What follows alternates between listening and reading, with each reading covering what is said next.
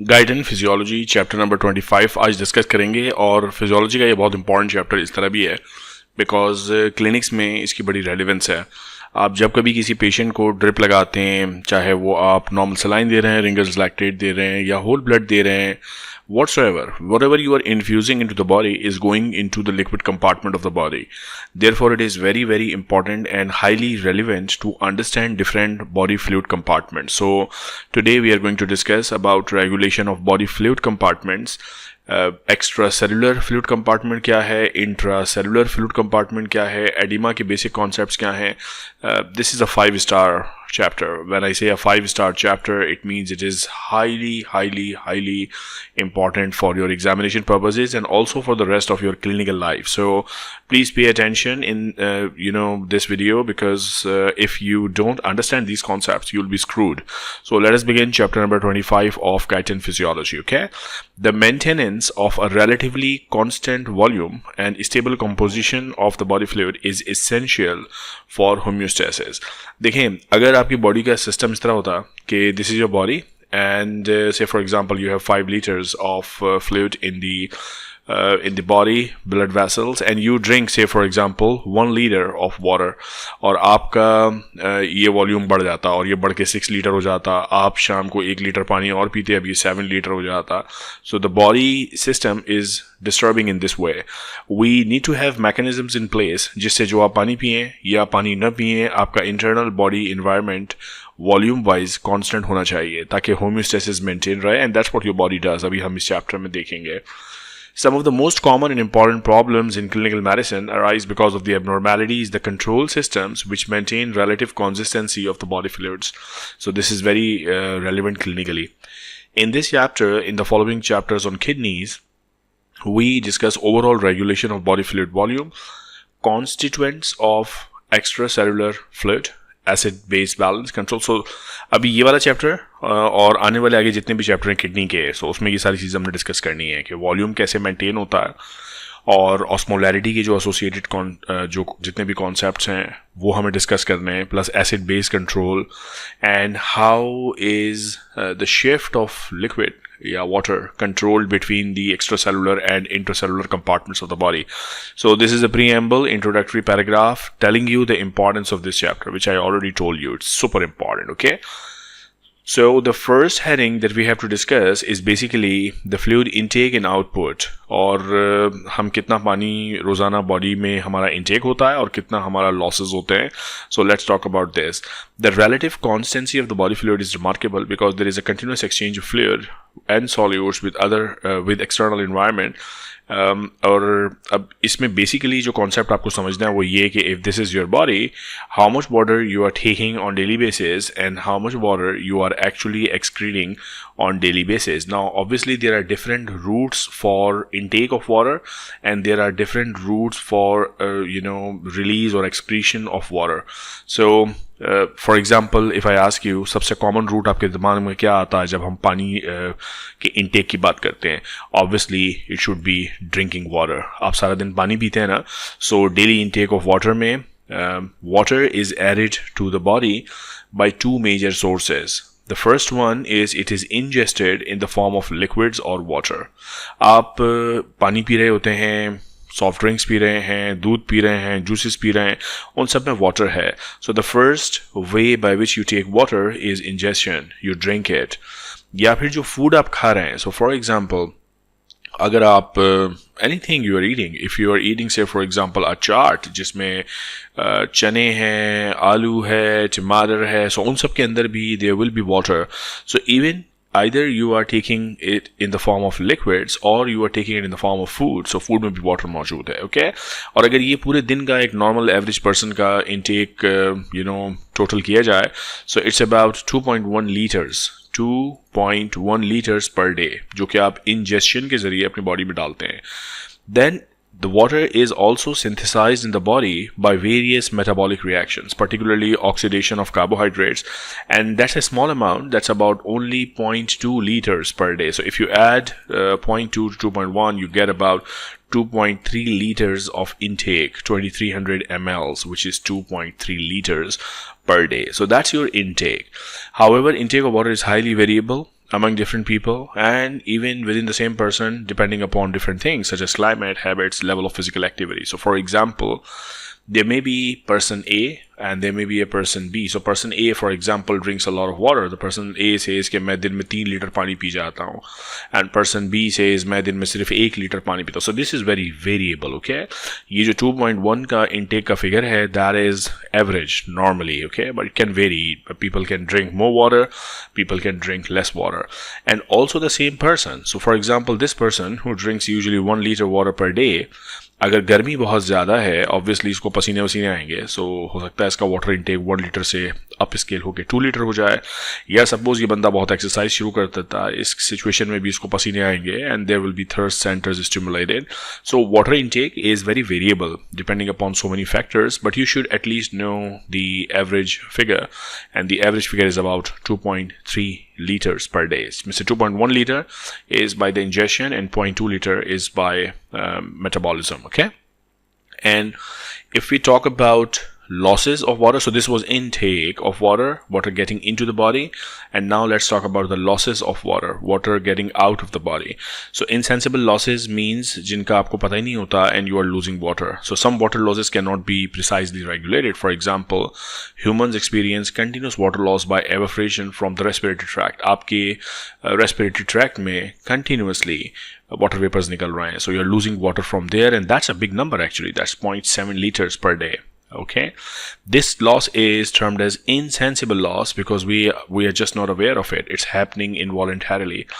Insensible water losses through the skin occur independently of sweating and is present even in the people who are born without sweat glands. So sweating is one way, पसीना आना जिससे पानी loose हो रहा है, उसके अलावा भी पानी लूज होता है. Okay, the average water loss by diffusion through the skin is about 300 to 400 ml per day. So ये भी आपको याद रखना है.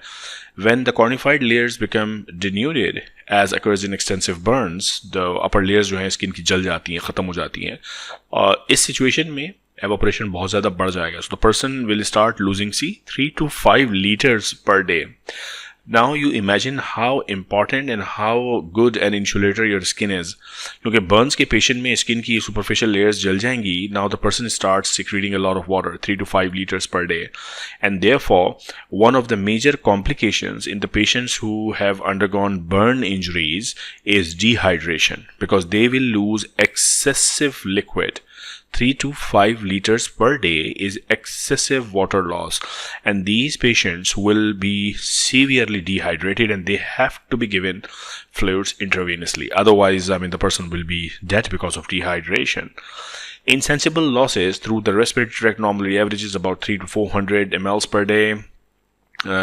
As air enters in the rest. So this was the total insensible loss through the skin and through the respiratory tract, and particularly respiratory tract, this is the amount. Okay, so we are, आपने कभी ये note भी किया है, कभी for example mirror पर अपना ऐसे मुंह खोल के हा करके देखें तो जो एयर यहाँ से वाटर वेपर्स निकलेंगे, there will be water vapors on the mirror because you lose water in your respiratory tract. Okay, you also lose water in sweat, पसीने में, and that is about 100 ml a day. But in very hot weather it may increase up to 1 to 2 liters per day. अगर गर्मी बहुत ज़्यादा है, पसीना बहुत ज़्यादा आएगा. You also lose water in your feces, about 100 ml per day. अगर डायरिया होगा तो obviously ये amount बढ़ जाएगा. And water loss by the kidneys, the remaining water loss, and that is obviously in the form of urine. And there are multiple mechanisms which control the formation of your urine. For example, urine volume can be as low as 0.5 liters per day. It can be as high as 20 liters per day, depending upon the scenario we are talking about. Kidney के पूरे volume में हम ये discuss करेंगे चीज़ें. This variability of intake is also true for most of the electrolytes of the body, such as sodium, chloride, and potassium. In some people, sodium intake may be as low as 20 milliequivalents per day, जबकि बाज़ लोग अगर salted food बहुत ज़्यादा खाते हैं या meat के बहुत ज़्यादा they are lower, so it can be as high as 300 to 500 milliequivalents per day. I wonder इनका blood pressure क्या होगा? There must be patients of hypertension who consume that much amount of salt per day. And Kidneys then have the task to adjust the water excretion and salt and electrolyte balances in the body. So this single heading tells you, this one, that how much water you intake on daily basis and what are the losses of water. Okay, and then this table summarizes that intake, these are the intake phenomena, and these are the output, yani excretion phenomena. So intake is ingested fluid, 2.1 liter, from metabolism almost 0.2 liters. And then when we talk about insensible skin losses, this is the volume in mLs, and from the lungs, and then from sweat, feces and urine. So total intake of water, if you calculate, is roughly around 2.3 liters, and total output is also almost 2.3 liters. So there is a water balance in the body. However, there will be changes. So if you are intaking more and excreting less, then you will have more intake of water. Similarly, if you converse the scenario, if you are losing more water and if you are taking less water, then there will be more losses and the person will be dehydrated. So these are different disease conditions or maybe different physiological phenomena. So a person who is exercising quite a lot and not drinking appropriate amount of water will be the person who will be dehydrated, because the person is sweating a lot, losing a lot of water. So remember these two basic concepts: intake of water and output or excretion of water. Usually it is at a very balanced state, but if it changes, you need to be able to interpret what are the changes. Okay, so super important heading to begin with, and the next heading that we have to talk about is even more important, because this heading talks about different body fluid compartments. Now students, pay attention to this segment, because if you do not understand these concepts, which I'm going to discuss in the next 10-15 minutes, you will be struggling for the rest of your medical career. It is that important. Okay, so the total body fluid is distributed mainly between two compartments. The first compartment is known as extracellular fluid compartment, and the other compartment is then known as the intracellular fluid compartment. So straight away you now know that the body fluid, I mean obviously आपको पता है कि आपकी body में fluid है. The body fluid is either inside the cells. So if you're talking about fluid inside the cells, this is what we call as intracellular fluid. Okay, and this is how your body is designed, by the way. So this is you, and what are you composed of? You are composed of cells. So you take any part of your body. So for example, if you take a skin from here, so there will be cells, and if you take a stomach, there will be cells of stomach. If you take heart, there will be cells of heart. So you have cells throughout the body, and you have spaces which are outside the cell. So you either have intracellular stuff or extracellular stuff. So इसी तरह fluid को भी divide करते हैं. The fluid which is present inside the cells of your body is known as intracellular, and then any fluid which is present outside the cell, for example here, this is called extracellular fluid. Now imagine, let me ask you one question at the very start. Now you have this blood vessel, okay? इस blood vessel में there is the endothelium, और इस endothelium में यूं मैं endothelial lining बना देता हूँ blood vessel की, और बीच में ये blood गुजर रहा है, right? So endothelium cells के अंदर जो fluid होगा वो क्या होगा, ICF या ECF? ऑब्वियसली मैं कह रहा हूँ कि ये सेल्स के अंदर है, so it's going to be intracellular fluid. अब वो फ्लूइड क्या है जो यहाँ बह रहा है ब्लड वेसल के अंदर? मुझे बताएं ये इंट्रासेलुलर है या एक्स्ट्रासेलुलर है? Obviously it is extracellular because it is going in a pipe. So your blood vessel is like a pipe. इस pipe में जो blood गुजर रहा है, यहाँ जितना भी liquid है, that is all extracellular. So extracellular fluid cells के फौरन बाहर भी है, और extracellular fluid ये blood vessels के अंदर भी है. चाहे वो veins हैं, arteries हैं, capillaries हैं, जो सी भी blood vessel हैं, उनमें जो liquid गुजर रहा है, that is also extracellular fluid. Okay, यानी एक्स्ट्रा सेलुलर फ्लूइड बेसिकली दो तरह का हो गया. If you imagine, that is interstitial fluid जो कि सेल्स के बिल्कुल बाहर है, ये वो फ्लूइड है जो सेल्स के बाहर है, इसीलिए एक्स्ट्रा सेलुलर है. और ये वो फ्लूइड है जो ब्लड वेसल के अंदर नहीं है, ये सेल्स के बिल्कुल बाहर है. This is called interstitial fluid. और वो एक्स्ट्रा सेलुलर फ्लूइड जो ब्लड वेसल्स के अंदर है, that is then the vascular compartment. अभी इसके बारे में हम बात करेंगे. सो इनिशियल डिवीजन आपके फ्लूइड कंपार्टमेंट्स की है, either it is intracellular or it is extracellular. Okay, so you call it ICF और ECF, intracellular fluid, extracellular fluid, right? So if you understand this, then the next concept is कि जो extracellular fluid है, it can either be outside the cells, which is what we call interstitial fluid, जो कि मैंने आपको बताया कि cells के बीच में है, and then it can also be in the blood vessel. So blood vessel में भी जो liquid गुजर रहा है, this is what we call plasma. So ये आपकी तमाम body fluid की distribution है. So you either have extracellular, cell के बाहर, और intracellular, cell के अंदर. जो cell के बाहर वाला fluid है, it is either in the form of interstitial fluid, which is just outside the cells here, or it is plasma, which is inside the blood vessels. Okay? Now, there is another small compartment of fluid that is referred to as transcellular fluid. This compartment includes fluid in the synovial, peritoneal, pericardial, and intraocular spaces. So basically, this is in specific cavities, okay? जैसे cerebrospinal fluid है, so वो ना blood vessel में है, ना interstitial की definition में fit आता है. Such compartments are then known as transcellular fluid, okay? All transcellular fluids मिला के अच्छा खासा अमाउंट है, about 1 to 2 liters in your body.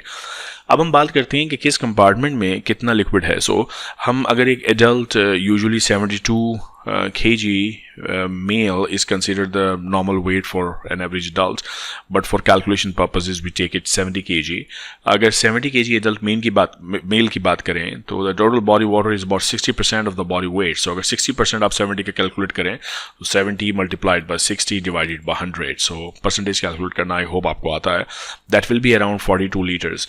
यानी 70 किलो के एक बंदे में लिक्विड कितना होगा? 42 litre. That's quite a lot. 60% of the body weight is actually composed of water. So 70 kg के बंदे में तकरीबन 42 लीटर्स पानी है. पानी तो कहना सही वर्ड नहीं है, लिक्विड है. Okay? Now the percentage depends obviously upon so many factors. उस बंदे की obesity level क्या है, gender क्या है, age क्या है. A person grows older, the percentage of the total body weight that is fluid gradually decreases. So the percentage of liquid gradually decreases as you grow old. And this decrease is in part due to the fact that the aging is usually associated with the increased percentage of body weight being fat. अगर wait ज़्यादातर fat पर होगा तो water content कम होगा. That's the basic principle. Because women normally have greater percentage of body fat, तो उनकी body का जो वाटर कंटेंट है या लिक्विड कंटेंट है वो 60 नहीं, यूजुअली अराउंड 50% होता है. So simple understandable चीज़ें हैं. In many other countries, the average body weight has increased rapidly during the past 30 years because of the type of food that we eat, fast food and junk foods and all these things. इसीलिए average weight भी बढ़ गया है, तो इसी तरह water content भी बढ़ गया. But still, easy formula to remember is that about 60% of the body weight is usually the total fluid in the person. So अब ये तो हो गया टोटल फ्लूइड की बात, राइट? सो अगर ये हम डायग्राम देखें, so try to visualise this diagram. Here we are looking at a cell. ये एक सेल है ग्रे कलर का, और इस सेल के अंदर जितना भी लिक्विड है that is called intracellular fluid. Easy, ये सेल की सेल मेम्ब्रेन है. ओके, और यहाँ पे ऑब्वियसली दूसरा सेल होगा, there will be another cell, there will be another cell and these cell membrane. So cells के बीच में जो लिक्विड है that is obviously this is ECF ना, ये वाला ब्राउन सेल के बाहर है ना, this is the cell membrane. Cell के बाहर जो लिक्विड है that is extracellular fluid. और सेल के बाहर दो तरह का एक्स्ट्रा सेलुलर फ्लूइड होता है. One which is present between the cell, so say for example there is another cell, there is another cell, और इन सेल्स के बीच में this is the interstitial fluid. And then cell के बाहर वो लिक्विड भी है which is in the blood vessel. So this is in the blood vessel, and the blood vessel contains capillary membrane, you see. So now you try to orient yourself that this is a cell surrounded by cell membrane, this is interstitial fluid, this is plasma, यानी कि ये blood vessel है, and इस blood vessel में से blood गुजर रहा है, and there is a capillary membrane. So यहाँ पे endothelial cells होंगे. Okay, so इन दोनों को अगर हम कंबाइन कहें, इंटरस्टिशियल फ्लूइड को और प्लाज्मा को, so this is what is known as extracellular fluid.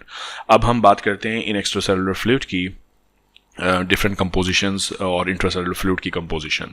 So if we talk about intracellular fluid compartment, तकरीबन जो 42 liters की हमने स्टोरी शुरू की थी for a 70 kg man. So remember all these calculations are based on the assumption that we are talking about a person who is about 70 kg adult male.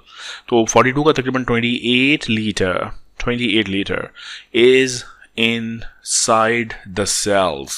You have a lot of cells, ना? You have trillions of cells in the body. So intracellular जो compartment है, that is about 28 liter if the person contains total of 42 liters of liquid. Okay? So that's an important number to assume. And this intracellular fluid is about 40% of the total body weight of an average person. So total 60% fluid था, उसमें से total weight का 40% तकरीबन 28 liters is inside the cell. The fluid of each cell contains its individual mixture of different contents.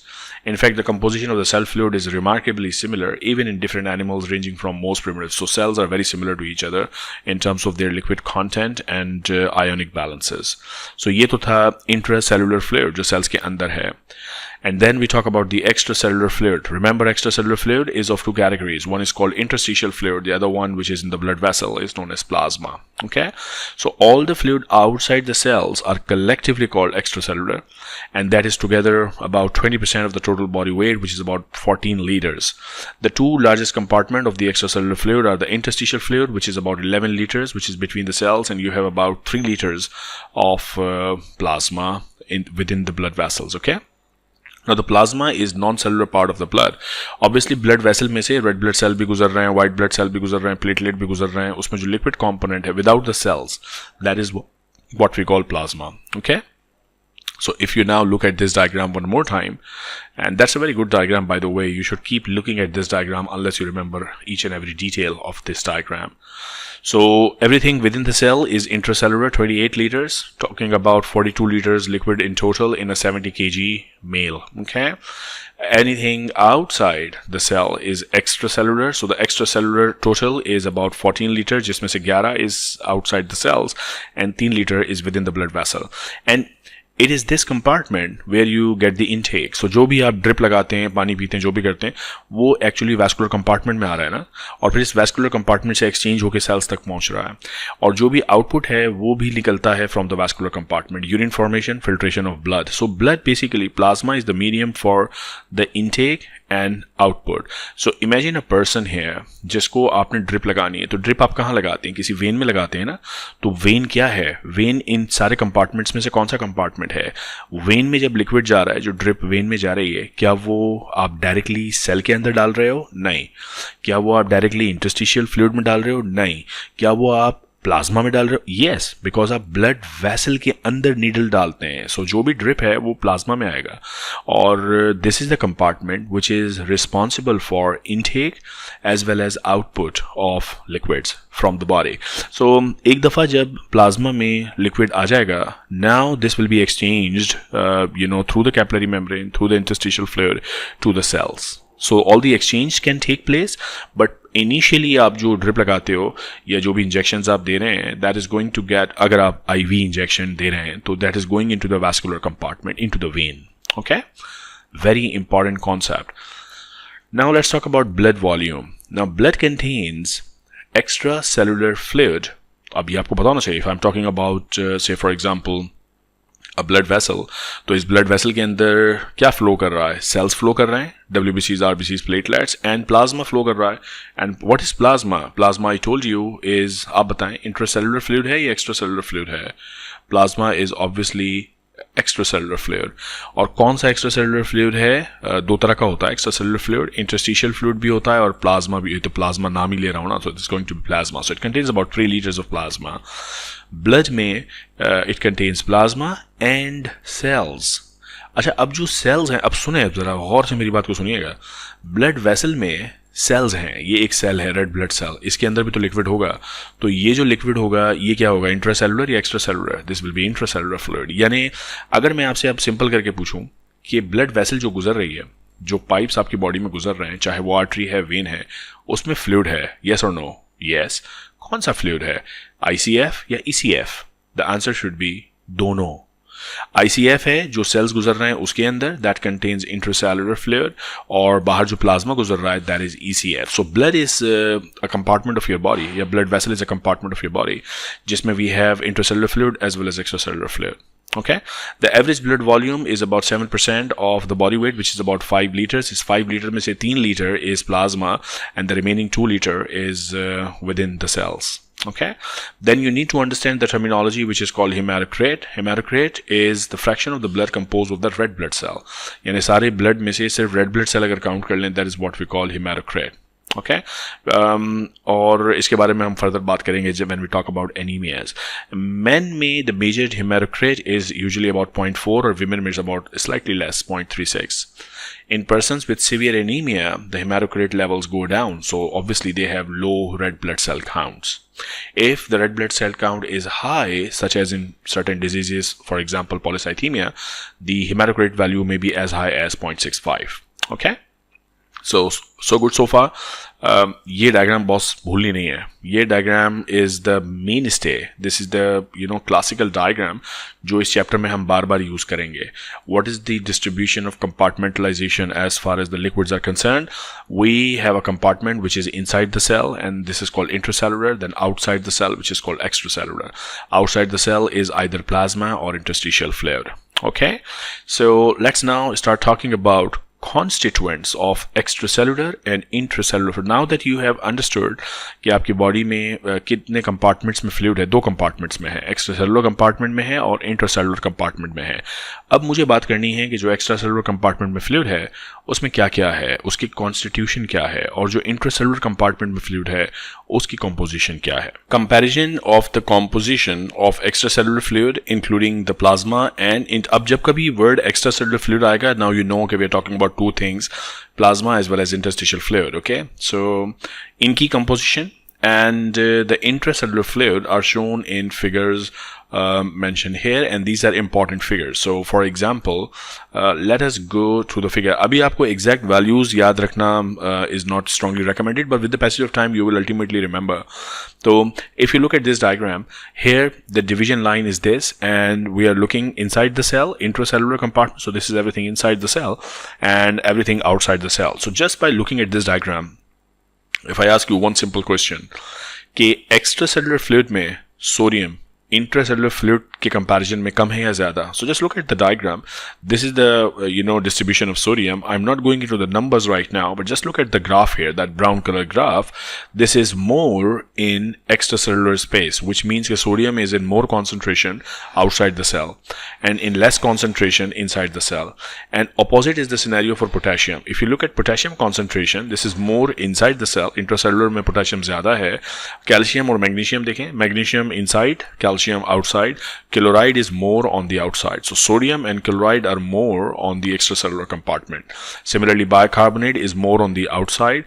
Phosphate and other organic anions are more on the inside of the cell, and proteins are more in the inside of the cell. So this is a very beautiful representation of major components which we always talk about in extracellular and intracellular compartments. So sodium is more on outside, potassium is more on inside, and please go through this diagram. Easy to understand, okay? This is then further breakdown of non-electrolytes in the plasma. So we are now looking just in the plasma. This is only plasma. It contains phospholipid, cholesterol. So just go through this and you will have an idea कि what do we have in the plasma. आपके blood में क्या क्या float कर रहा है. इतनी सारी चीज़ें blood में घूम रही हैं, ठीक है. क्रिएटिनिन, बिलिरुबिन, हर चीज़ घूम रही है. So similar ionic composition of plasma and interstitial fluid. ये सुने ज़रा. This is very very important concept. मुझे बताएं प्लाज्मा और इंटरस्टिशियल फ्लूइड दोनों एक्चुअली भाई बहन नहीं है ना, because they are both components of extracellular fluid. So इन दोनों का जो आयोनिक कॉम्पोजिशन है वो बिल्कुल सेम है. अब अगर मैं आपसे एक सवाल और करूं कि अब गौर से सुनिएगा मेरा ये सवाल, because this question has consequences. अगर इस क्वेश्चन का आप सही से जवाब नहीं देते, इसको सही से समझते नहीं हैं, तो रुकिए, वीडियो को दोबारा देखिए जब तक आप इसको समझ न लें. क्वेश्चन मेरा ये है कि गौर से सुनिए, इंटरस्टिशियल फ्लूइड और प्लाज्मा के बीच में कौन सी मेम्ब्रेन है. So now start drawing the image. So this is one cell, this is other cell. Cell के अंदर जो लिक्विड है दिस इज intracellular fluid. मैं कह रहा हूँ interstitial fluid. So interstitial fluid, let me draw this interstitial fluid in a different color. So this is the interstitial fluid here, okay? So मैंने सवाल किया कि interstitial fluid और plasma blood vessel में होगा, this is the plasma. तो सवाल दोबारा रिपीट कर रहा हूं कि इंटरस्टिशियल फ्लूइड और प्लाज्मा के बीच में कौन सी मेम्ब्रेन है. So the answer is the membrane is endothelium of the capillary. So this is the endothelium of capillary. या सिंपल आप इसको कह सकते हैं capillary membrane. So interstitial fluid और प्लाज्मा के बीच में ये दीवार है capillary endothelium, and capillary endothelium is permeable to almost everything. So इसकी वजह से इस कंपार्टमेंट और इस कंपार्टमेंट में आयन एक्सचेंज इस तरह होता है कि they have the similar ionic composition. अब ये जरा जुमला पढ़ें. Because the plasma and the interstitial fluid are separated only by a highly permeable capillary membrane, their constituents या composition is similar. अब मैं दूसरा आपसे सवाल करूं, मुझे ये बताइए इस डायग्राम को ही देखते हुए कि इंटरस्टिशियल फ्लूइड और इंट्रासेलुलर फ्लूइड के बीच में क्या है. So this is the interstitial fluid, this is the intracellular fluid, और इनके बीच में है cell membrane. Now cell membrane is selectively permeable, it is selectively permeable, it is not highly permeable. कुछ चीजें इसमें से गुजरेंगी, कुछ चीजें नहीं गुजरेंगी. Therefore the composition of the extracellular compartment and intercellular compartment will be different. However the composition of plasma and interstitial fluid will almost be similar. ये कॉन्सेप्ट जरूरी है, नहीं समझ में आएगा यू आर स्क्रूड. ओके, इस पूरी हेडिंग में बेसिकली मुझे यही डिस्कस करना था, इन दैट सेड. और इंट्रासेलुलर फ्लूइड कंपार्टमेंट की अगर बात करें तो इट इज सेपरेटेड. अब जुमला सुने. Intracellular fluid compartment is separated from the extracellular fluid by a cell membrane which is highly permeable to water but not permeable to most electrolytes. इसीलिए the electrolyte composition between the intracellular and extracellular compartments are different. Is that clear to everybody?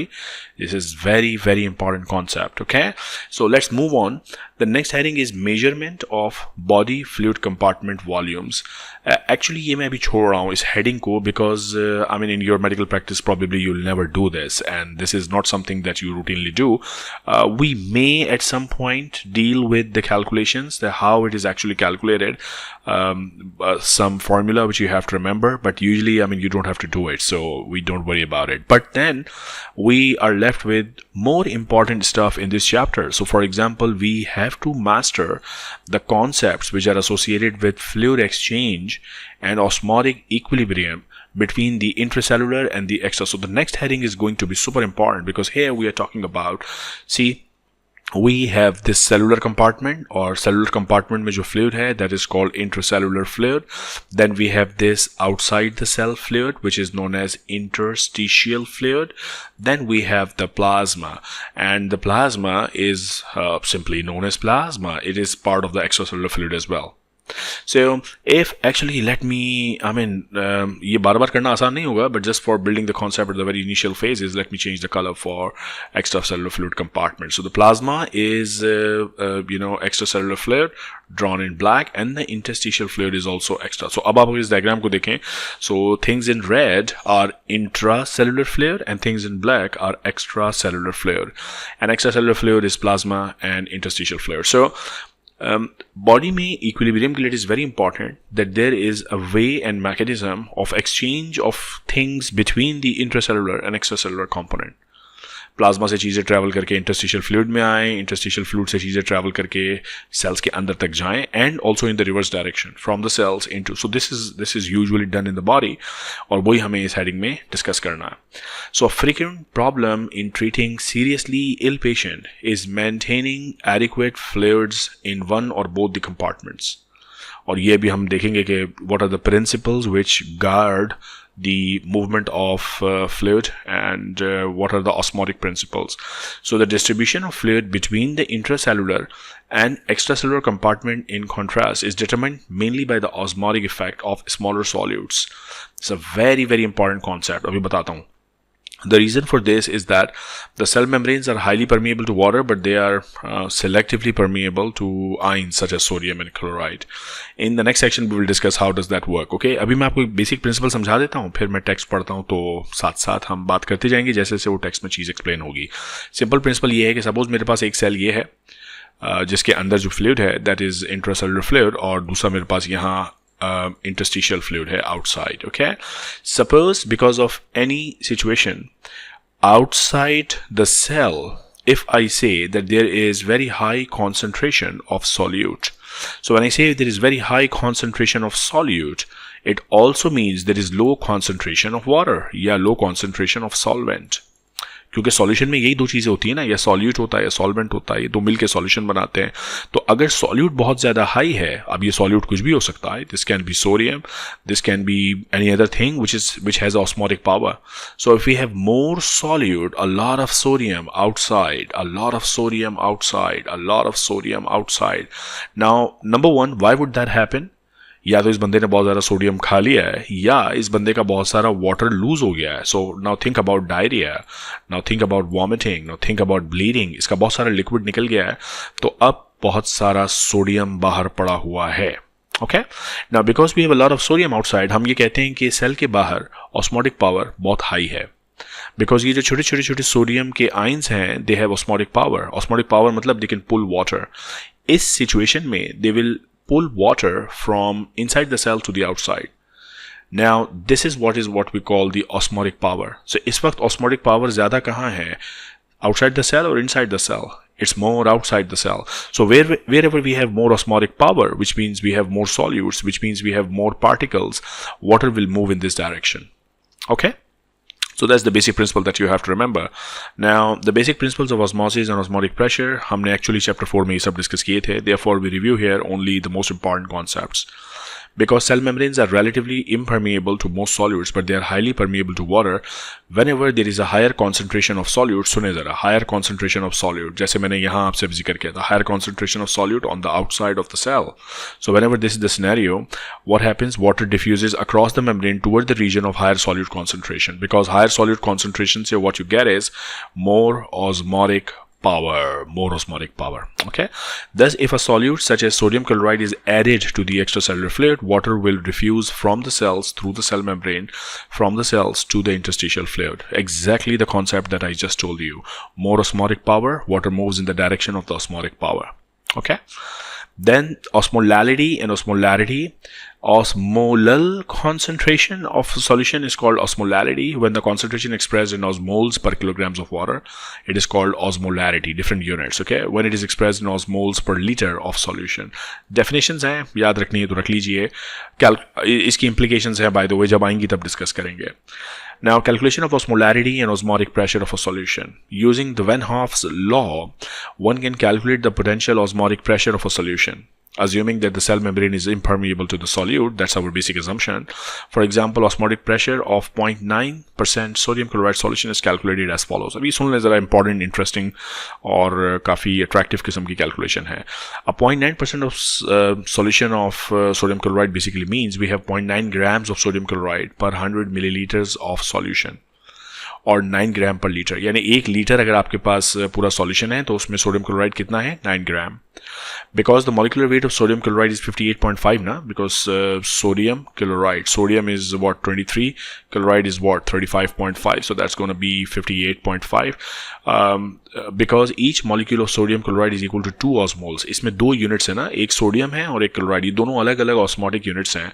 Sodium यानी Na+ और chloride यानी Cl-.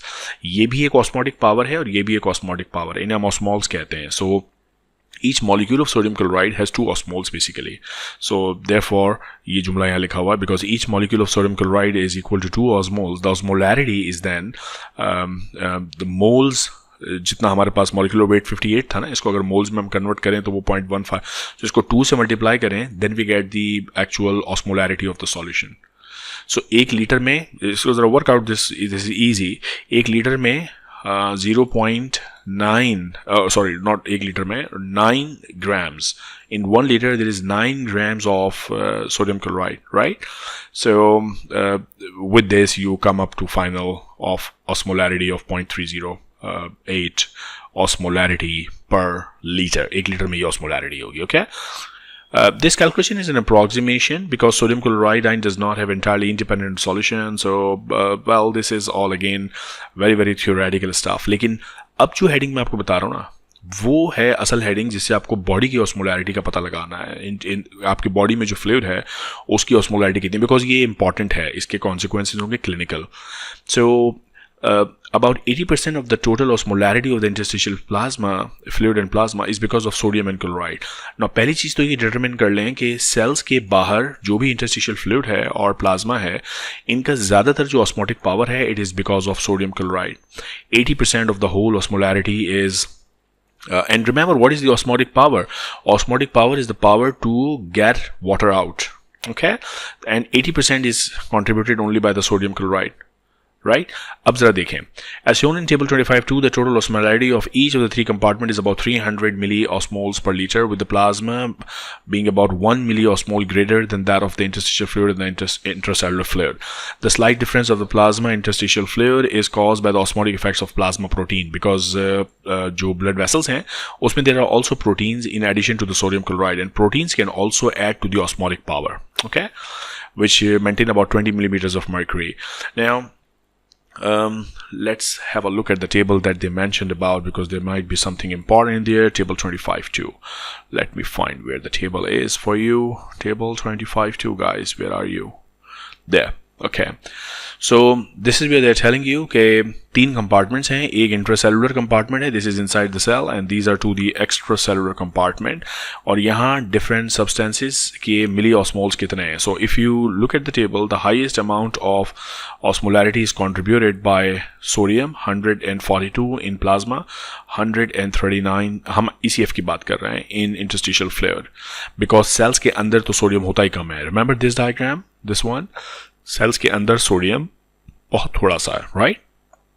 Okay, so go through this chart. You don't have to remember this chart, please. Okay, you just have to gather the major concepts and not the exact numbers and values. Don't worry about them for now.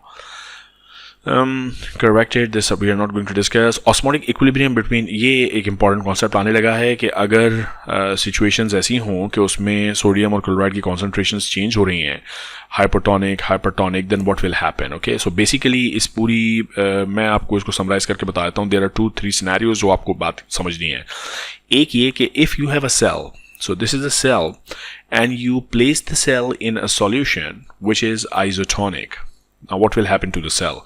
Actually nothing will happen to the cell, because when we say isotonic का मतलब ये है कि the concentrations are similar and there will be no movement of things in or out of the cell. But now change the scenario. If the solution is hypotonic, and this is the cell here. When we say hypotonic, इसका मतलब ये है कि यहाँ पे osmotic या osmoles बहुत कम है. This is a hypotonic solution. There is less particle and more water. So if there are less particles, I can also say कि there is less osmotic power. And if there are less particles, तो मेरी interpretation ये होगी, there is less solute. And if the solute is less, there is more solvent. And if the solvent is more outside the cell, it will move in the direction inside the cell, because जहाँ भी solvent ज़्यादा होगा, it will move from the area of higher concentration to the area of lower concentration, the concentration of solvent. Okay, so if I'm saying that the solution is hypotonic, that simply means that it contains less solute. It also means it contains more solvent, and then it means the solvent will move inside the cell and the cells will basically burst. So if a cell is placed in hypotonic solution, water will diffuse into the cell and it will cause the cell to swell and ultimately it can burst. अब scenario को आप change कर दें. Now if I have a solution which is hypertonic and I place a cell in here, so hypertonic का मतलब ये है I have more and more sodium and more chloride, because hypertonicity, more osmoles, more solute, and if I have more solute, it also means that I have less solvent. If there is more solute, more osmotic power, cell will release water towards more osmotic power. Okay, and the cell will shrink. So ये आपको 3 scenarios बिल्कुल crystal clear होने चाहिए. What happens if the cell is placed in an isotonic solution? What happens if the cell is placed in hypotonic and hypertonic solution? Okay, so with this, let's move on to the next heading to discuss volume and osmolality of extracellular and intracellular fluids in some abnormal states. So if there are some disease conditions, or if there are conditions जब हम पानी बहुत ज़्यादा या intake कर लेते हैं या बहुत ज़्यादा liquid loss करते हैं, then what happens? Some of the factors that can cause extracellular and intracellular volumes to change markedly are either you ingest a lot of liquid or there is renal retention of water. So if kidney is not excreting water, this will be, there will be retention of water in the body, and the volume compartments will obviously change. Or if there is dehydration, say for example because of diarrhea or vomiting, or if somebody has infusion of intravenous fluids of different types of solutions, okay, या there is loss from GI tract, जो मैं भी diarrhoea की बात कर रहा था, या there is excessive sweating, or there is excessive liquid loss through the kidney. So basically यही 5-6 scenarios ऐसे हैं जो आपको अच्छे से पता होने चाहिए, which you should know कि इन conditions में there are changes in the liquid components of intracellular and extracellular fluid compartments, और इनको हम one by one अभी discuss भी करेंगे. The changes in the intracellular and extracellular fluid volume and types of therapy that should be instituted can be calculated if the following principles are kept in mind. Now, these are very important and very high yield principles because, see, the whole idea is to understand कि किस situation में किस तरह का liquid loose होगा और उसके लिए थेरेपी और ट्रीटमेंट क्या होगी. So for example, if somebody is losing isotonic fluid, then the treatment should be isotonic fluid, that sort of thing, okay. अब दो बेसिक जो प्रिंसिपल्स आपने हर वक्त याद रखने हैं वो ये कि water rapidly moves across the membranes. So बार बार मैं compartments की जब बात करता हूँ, so remember we have cell and this is another cell and this is the blood vessel, okay, and these are the endothelial lining of the blood vessel. Now if we talk about the intracellular fluid and the extracellular fluid compartment, the intervening membrane is the cell membrane. And if we talk about the interstitial fluid and plasma, then the intervening membrane is the membrane lining of the capillary endothelial cells. Water can move very, very rapidly across the membrane. So this is principle number 1 which you have to remember. कि water की जो movement है it is simply guided by the osmotic power, जो हम अभी पीछे video में बात करते हुए आ रहे हैं. If the osmotic power is more here, water will move here. If the osmotic power is more inside the cell, the water will move inside the cell. If the osmotic power is more in the blood vessel, water will move into the blood vessel. So whenever we have more osmotic power, the osmotic power means increased solute concentration. It will pull water in its own direction. So water can move freely, which you have to remember all the time. And also that the cell membranes are almost completely impermeable to many solutes. And the solutes such as sodium and other things, they pass through the cell membrane by specific proteins which are the receptor proteins, okay? So ये दो principles आपको हर वक्त याद रखने हैं. With the basic principles in mind, these two principles, we can analyze the effect of different abnormal body conditions और उससे क्या फर्क पड़ेगा. So for example, if there is a scenario when isotonic saline is added to the extracellular fluid compartment, the osmolarity of the extracellular fluid does not change because what you are injecting is simply isotonic. Isotonic means that the concentration will be same as that of any other compartment of the body, and therefore the main effect will be increase in the extracellular fluid volume. The sodium and chloride largely remain in the extracellular fluid because the cell membrane behaves as though it were virtually impermeable to sodium chloride. Now the scenario is अब ये सारा text पढ़ के ना इतना clearly अच्छे से समझ में नहीं आता, but we have to look at these diagrams. So this is the normal state of your body. On the x axis we have the volume, on the y axis we have the osmolarity, and this colour is representing intracellular fluid compartment and this is extracellular fluid compartment.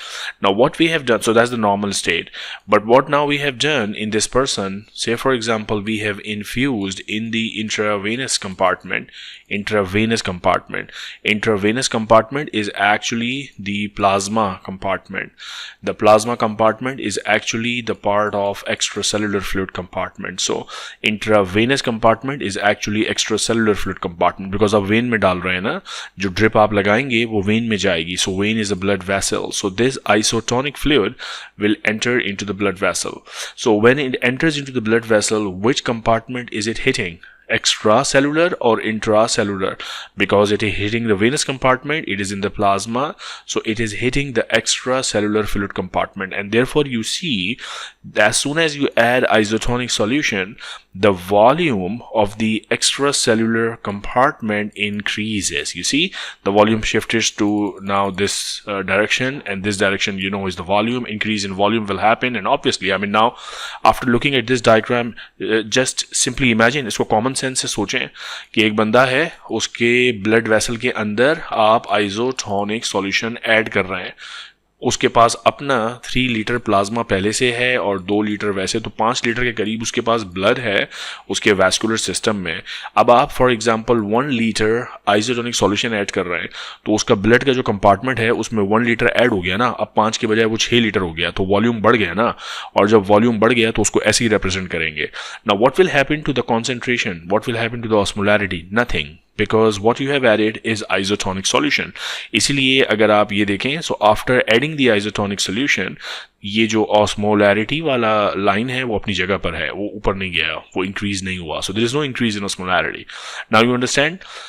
The second scenario is if a hypertonic solution is added. Now what you are adding is a hypertonic solution, so it will increase the tonicity, it will increase the osmolarity, it will increase the count of osmoles. So if such solution is added to the extracellular fluid compartment, what will happen कि extracellular fluid compartment की osmolarity increase हो जाएगी. And you can see this in this diagram. So for example, ये जो shaded lines नजर आ रही हैं, this is after adding the hypertonic solution. So as soon as you add the hypertonic solution, see what happens कि जो intracellular और extracellular ये 2 कंपार्टमेंट्स थे, इनमें से एक्स्ट्रा सेलुलर फ्लूइड कंपार्टमेंट ये येलो वाला, उसमें टोनिसिटी इस लेवल से इस लेवल पे चली गई. वाई? बिकॉज ऑब्वियसली आपने हाइपरटोनिक सॉल्यूशन ऐड किया है, तो टोनिसिटी तो इंक्रीज होगी ना. So extra cellular fluid compartment की टोनिसिटी इंक्रीज हो गई और एक्स्ट्रा फ्लूइड कंपार्टमेंट का वॉल्यूम भी इंक्रीज हो गया. इस डायरेक्शन में गया ना, यहाँ वॉल्यूम है, सो वॉल्यूम इसलिए इंक्रीज हुआ क्योंकि ऑब्वियसली आपने उसकी वेन में एक सॉल्यूशन डाला है. जब भी आप ब्लड वेसल्स के अंदर लिक्विड ऐड करेंगे तो वॉल्यूम तो बढ़ेगा ना, और यहाँ टोनिसिटी भी बढ़ रही है. So extra cellular fluid compartment समझ में आ गया कि क्यों वॉल्यूम बढ़ रहा है और क्यों टोनिसिटी बढ़ रही है. अच्छा, अब इस बात को ना जरा गौर से समझें, ये बड़ा टाइम कंज्यूम आपको यहाँ करना चाहिए बिकॉज एग्जाम में इसमें से क्वेश्चन आते हैं. अब आपने ये हाइपरटोनिक सॉल्यूशन ऐड कर दिया, इस बंदे को ड्रिप लगा दी है हाइपरटोनिक सलाइन की. सो यहाँ पे ऑस्मोल बढ़ गए हैं, so the osmoles have increase. Osmoles बढ़ गए हैं, या ऑस्मोलैरिटी बढ़ गई है, या ऑस्मोरिक पावर बढ़ गया है. ऑल दीज थिंग्स जब बढ़ जाती हैं तो वाटर इंट्रासेलुलर कंपार्टमेंट से निकल के यहाँ आ जाएगा, और जब वाटर इंट्रासेलुलर कंपार्टमेंट से निकल के एक्स्ट्रासेलुलर कंपार्टमेंट में आएगा, क्यों आएगा? बिकॉज आपने टोनिसिटी इंक्रीज कर दी है. तो जब वाटर इस डायरेक्शन में मूव करेगा तो ऑब्वियसली देखें वॉल्यूम यहाँ से कम होके वॉल्यूम श्रिंक हो गया. So the volume now of the intracellular compartment is this one. ये नया वॉल्यूम है बिकॉज ये शेडेड लाइन नजर आ रही है ना. सो पहले ये वॉल्यूम यहाँ तक था इतना ज्यादा, अब ये सिर्फ इतना वॉल्यूम रह गया है. So this is now actually shrinking. Water move कर जाएगा. अच्छा, जब वाटर मूव कर जाएगा इंट्रासेलुलर कंपार्टमेंट से, तो अब यहाँ पीछे बचने वाले सॉल्यूट्स बढ़ जाएंगे ना, तो इसकी भी टोनिसिटी बढ़ जाएगी. So the overall effect will be that the volume of the extracellular compartment will increase, the tonicity of the extracellular compartment will increase, the volume of the intracellular compartment will shrink, and the tonicity will increase क्योंकि water move out कर गया है. Okay, so that's the scenario that you have to remember.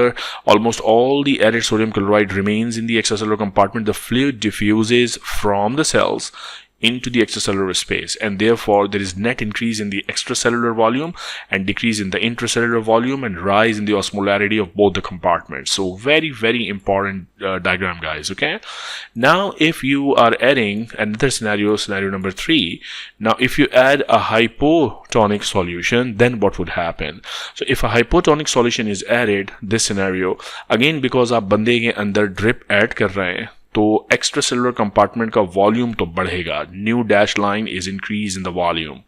But now यहाँ पे आपने hypotonic solution add किया है. जब आप हाइपोटोनिक सॉल्यूशन ऐड करोगे तो यहाँ वॉल्यूम ऑफ वाटर बढ़ गया है और ऑस्मोटिक पावर कम हो गया है. सो जब वाटर बढ़ गया तो वाटर अब इस डायरेक्शन में डिफ्यूज करेगा inside the cells and the cell का volume will be increase. Now this is the new volume of the intracellular compartment. It is obviously increased. Now, since the water is increased, the tonicity will go down because अब solutes कम पड़ गए और water ज़्यादा हो गया. So this has now become a dilute solution. So the tonicity of both the compartments will go down. Extracellular will increase. Intracellular will increase as well. So if these concepts are clear to you, now let me tell me one more time to you कि सारा जो movement है और effect of hypertonic solution, hypertonic solution, isotonic solution, all these effects are because of the movement of water basically. आप देखें, मैं अगर एक दफ़ा दोबारा इसको recapitulate करूँ, so it is all because of the free movement of the water. जो हमने दो principles set किए थे कि प्रिंसिपल नंबर 1 है कि water moves rapidly across the membrane. So इस केस में जब आपने आइसोटोनिक सॉल्यूशन ऐड किया था, सो आइसोटोनिक सॉल्यूशन का मतलब ये है कि there is no change in the osmolarity. If there is no change in the osmolarity, you see there is no net movement of water. But if you add hypertonic solution, so the osmotic power is more in the extracellular compartment and therefore water is dragged from the intracellular compartment to the extracellular compartment. So it all depends upon कि osmotic power ज़्यादा कहाँ है. Osmotic power जहाँ ज़्यादा होगा पानी उस direction में move करेगा. So water movement will always happen if the ionic concentrations are different. Okay.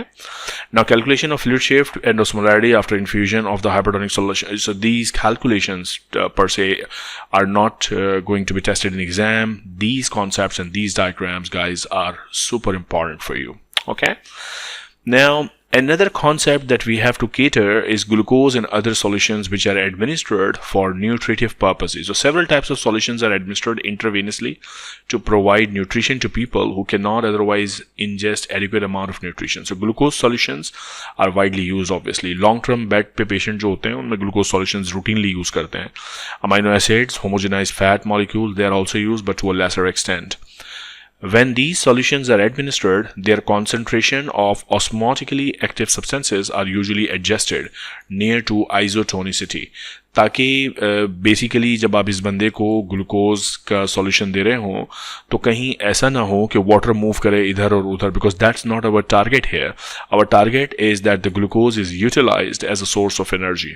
Okay, after the glucose और other nutrients are metabolized, the excess of the water often remains, especially in the additional fluid is ingested. Ordinarily, the kidney excretes this out, so that's not something big deal. A 5% glucose solution, which is nearly isoosmotic, is often used to treat dehydration because what will happen, glucose will be metabolized and the water will then be handled between the compartments. So because the solution is isoosmotic, it can be infused intravenously without causing red blood cell swelling, as would occur with an infusion of pure water. So imagine if there is a person जो dehydrated है और आप इस बंदे में कहते हैं यार dehydrated है, इसमें पानी infuse कर दो. But as soon as you infuse water, what will happen कि जो extracellular fluid compartment है यानी प्लाज्मा, इसका वॉल्यूम बढ़ जाएगा because आप इसके अंदर क्या कर रहे हैं, पानी डाल रहे हैं. सो वॉल्यूम तो बढ़ जाएगा, लेकिन टोनिसिटी क्या होगी, ऑस्मोलैरिटी क्या होगी, ऑस्मोलैरिटी डाउन हो जाएगी. और जैसे ही ऑस्मोलैरिटी डाउन होगी तो ऑस्मोटिक पावर कम हो गया प्लाज्मा का. अब यहाँ पड़े हुए हैं रेड ब्लड सेल्स. जैसे ही प्लाज्मा का ऑस्मोटिक पावर कम होगा और वॉल्यूम ऑफ वाटर इंक्रीज होगा, water will move inside the red blood cells and the red blood cell will swell up and burst.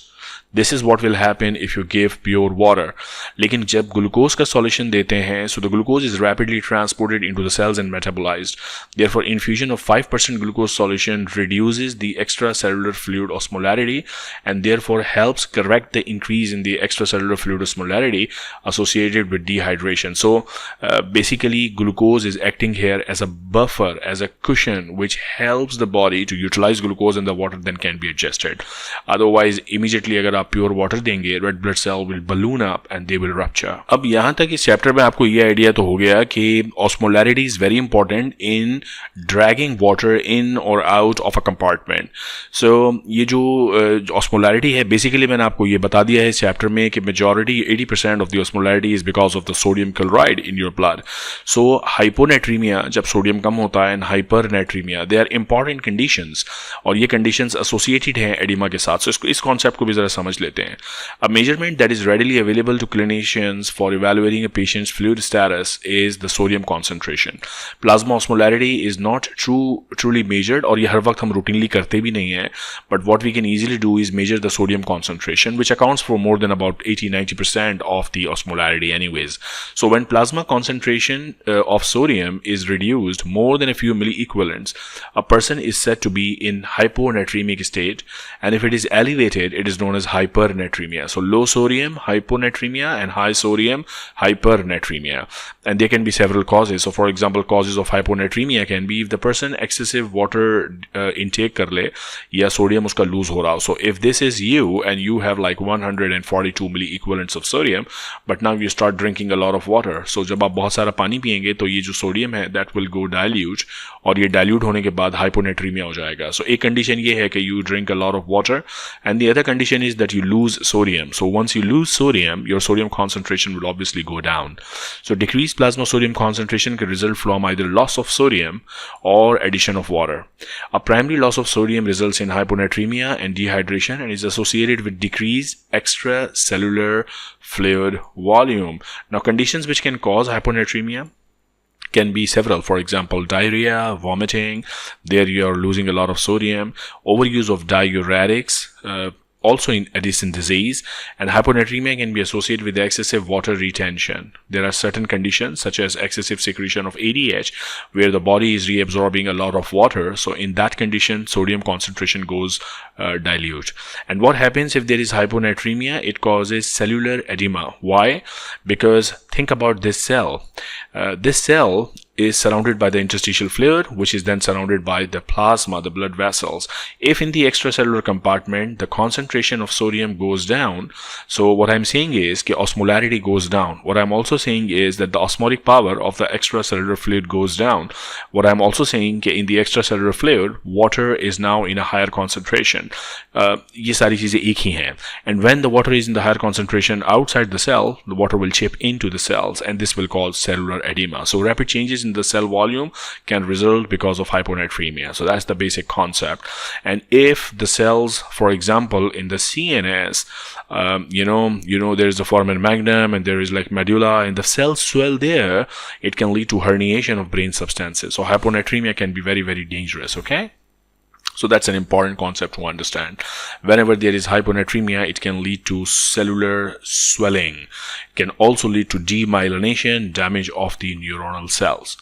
Hyponatremia is the most common electrolyte disorder encountered in clinical practice and may occur up to 15 to 25% of the hospitalized patients. So always take care of their correct values of sodium.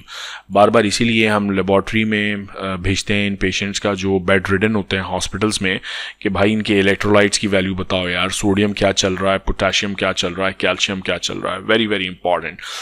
Sodium आपने देख लिया hyponatraemia से क्या हो सकता है. Potassium is very important for cardiac functioning, calcium for a lot of muscular contractions, and you know these things. Okay, so all important concepts, guys. Now let's talk about hypernatremia. अगर आपकी body से excessive water lose हो जाएगा, then inside solute concentration will obviously be high. Concentration बढ़ जाएगी, या आप excessive sodium ले रहे हैं. So an increase in the plasma sodium concentration which causes increased osmolarity can be either due to loss of water or you are taking a lot of sodium. Okay, that is known as hypernatremia. As a result of lack of ADH, for example, the kidney excrete a lot of water and the remaining sodium is then in a very, very high concentration. So that's simple stuff which you have to remember. And hypernatremia will cause cellular shrinkage. Again, this is simple concept. If we have cells here and this is the interstitial fluid and this is the plasma, now I'm saying there is a condition in which sodium concentration in the body goes high in the extracellular fluid. So when I say this happens, I am also saying that the osmotic power of the extracellular fluid goes high. I'm also saying that the water amount and the concentration in the extracellular fluid is now down because sodium concentration is high. Solute high hoga to solvent kam hoga na. And when the osmotic power goes very very high in the extracellular fluid, water moves in the direction of the osmotic power and the cells shrink. Okay, so all these concepts are very much interrelated and they are easy to understand, right? Now, particularly the topic of edema I'm not going to touch today. The reason being कि edema पर पूरा हमारी अलग से video बनी हुई है when we were talking about how fluids move from a capillary to the interstitial space and what are the onchotic pressures involved, what are interstitial fluid pressure and all these things. So that's in detailed discussed elsewhere. Okay, so let's move towards the end of the chapter, which is the last heading: fluids in potential spaces of the body. So we have been talking about intracellular fluid and extracellular fluid. Some examples of potential spaces are also there. So for example, pleural cavity, pericardial cavity, peritoneal cavity. These are also areas jahan fluid मौजूद है. Virtually all these potential spaces have surfaces that almost touch each other with only a thin layer of fluid between them. And that is basically to facilitate the movement and to reduce the friction between them. For example, lungs are there, so there is a visceral pleura and a parietal pleura, and that's there because jab lungs expand it can slide easily over the chest wall. Now, fluid is exchanged between the capillaries and the potential spaces. The surface membrane of a potential space usually does not offer significant resistance to the passage of fluid and electrolytes, so easily fluid is exchanged from these areas. It's a simple thing to understand. And there are also lymphatic vessels which drain these areas, and if there is blockage of the lymphatics, obviously edema can happen here. So when edema occurs in the subcutaneous tissue adjacent to the potential space, edema fluid usually collects in the potential space, and this is known as effusion. You must have heard pleural effusion. Agar lungs mein pneumonia hai and there is an inflammatory exudate, it can simply leak down into the space, pleural space. Okay, therefore the lymph blockage is important, and because ye jo fluid yahan jama ho raha hai, it will be taken away by the lymphatics. But if the lymphatics are also blocked, it will be contained here. And sometimes in the body ascites की condition में, for example in the peritoneal cavity, as much as 20 liters of acidic fluid can be accumulated. It's a huge amount. I'm not sure if you have seen those persons who have like these big bellies all filled with the acidic fluid. Pleural cavity में भी ये जमा हो सकता है edema का fluid, so that's easy to understand, right? The dynamics of fluid exchange in the pleural cavity ये actually हमने respiratory system में detail में discuss किया है. So basically इस chapter में we have talked about all the basic concepts associated with how the fluid compartments behave in terms of changes in the osmolarity. Okay, so very important chapter, and I wish you luck understanding this chapter. If you do, please subscribe the channel, like the video, share the video, hit the bell icon, and मेरी सारी effort होती है कि मेरे students free of cost text book मेरे साथ पढ़ते रहें और मैं उनको समझाता रहूं. So I am looking forward for more videos. I will see you soon. My name is professor Asif Qureshi and you are watching doctor Asif lectures. विश्व की पुकार है ये भागवत का सार है कि